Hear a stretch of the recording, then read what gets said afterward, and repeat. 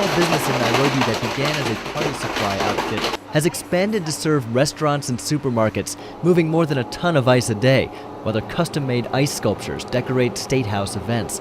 It's an entrepreneurial success story, but Betty Mbite, office manager of the Iceman Company, says the limits of the country's power supply puts the business in jeopardy. Sometime last year when we had about 3 days without power and we couldn't operate at all. Yes, because the machines need power, the cold room needs power, and no one can go on without any power. To keep their swans cold and to keep their customers happy, the Iceman needs a 24-hour supply of power. But relying on Kenya's grid is proving costly, says Mbite. It is a difficult business, especially if the power is high, because everything you make goes to the power. Yes, we pay back to the government for power.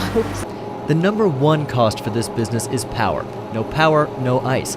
But the problem in Kenya and across much of Africa is that power is often inaccessible, expensive, and inconsistent. So the continent's leaders are trying to find ways to make power more accessible so the business environment can heat up.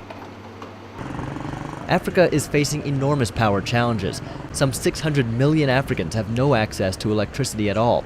That's 60% of the population. Africa consumes less power than any other region in the world, but pays nearly the same average tariffs as the United States and about twice as much as East Asia. Speaking at the World Economic Forum in Davos, Switzerland this year, African Development Bank President Donald Kaberuka said energy shortages are holding countries back. At this moment, every single African country is experiencing energy shortages and power outages. That is costing the continent 2% of the GDP. In fact, an African leader says that we are a continent of miracles. If we are growing at 5% without enough electricity, think of what we could do if we had enough electricity. The African Development Bank says weak infrastructure is the biggest challenge to electricity distribution. Even richer nations like South Africa and Nigeria have fallen behind because of a lack of investment in power generation. While each nation presents its own challenges, Kaberuka says increasing the trade of energy across borders may help to create more consistent supplies and bring down prices. It is not possible for our individual 54 countries to have energy security from their own domestic resources. We have to create viable regional markets for power, and that is possible. Investors are pouring money into renewable energy projects in Africa to help lessen the energy gap. But much more is needed.